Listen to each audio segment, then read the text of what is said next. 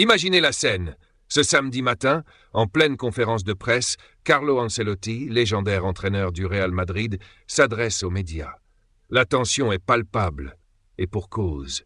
Demain, c'est la grande finale de la Supercoupe d'Espagne 2025 contre le FC Barcelone, en Arabie Saoudite.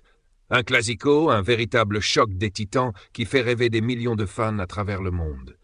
Ce n'est pas juste un match, c'est une bataille pour la gloire. D'autant plus que le dernier affrontement entre ces deux géants a laissé des traces. Souvenez-vous, le 26 octobre dernier, Barcelone avait écrasé le Real 4-0 lors de leur rencontre en championnat. Une humiliation que les Merengues n'ont pas oubliée. Après des victoires maîtrisées en demi-finale, Barcelone face à l'Athletic Bilbao 2-0 et le Real Madrid contre Majorque 3-0. Ces deux équipes se retrouvent en finale pour décrocher leur premier trophée de 2025. Et Carlo Ancelotti, fidèle à son style, ne laisse rien au hasard. Face aux journalistes, il est clair. Ce match, c'est bien plus qu'une simple finale. Bonne nouvelle pour les supporters madrilènes, l'état de santé des stars de l'équipe est rassurant.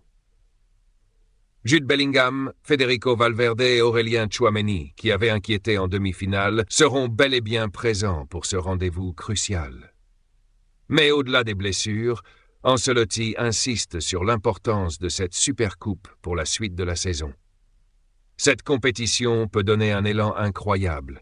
Statistiquement, quand nous gagnons la Supercoupe, cela ouvre souvent la voie à des succès encore plus grands. Et à l'inverse, quand on la perd, les choses deviennent beaucoup plus compliquées, notamment pour la Ligue des Champions. Ces mots pèsent lourd. On sent que ce trophée pourrait bien être la clé d'une saison mémorable pour le Real. Et si vous appréciez ce contenu et que vous voulez rester à jour sur toute l'actualité footballistique, pensez à aimer la vidéo et à vous abonner à la chaîne. Vous ne voudriez pas manquer ce qui arrive, croyez-moi. Revenons-en à ce classico. Ancelotti n'a pas mâché ses mots en évoquant la défaite cinglante subie en octobre. Ce premier classico, on l'a mal géré. On avait bien démarré, mais on a perdu le fil en seconde période. Demain, il faudra éviter de reproduire ces erreurs. Cette lucidité montre à quel point l'entraîneur est déterminé à transformer cette finale en une revanche éclatante. Avec son expérience et son calme légendaire, il prépare ses hommes à un match où chaque détail comptera. Mais attention, Ancelotti reste mesuré.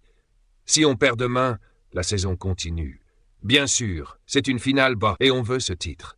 Mais face à une équipe aussi forte que Barcelone, tout peut arriver. Une déclaration humble, mais qui cache une ambition énorme. Parce que oui, ce match est une opportunité en or pour le Real de frapper fort en ce début d'année.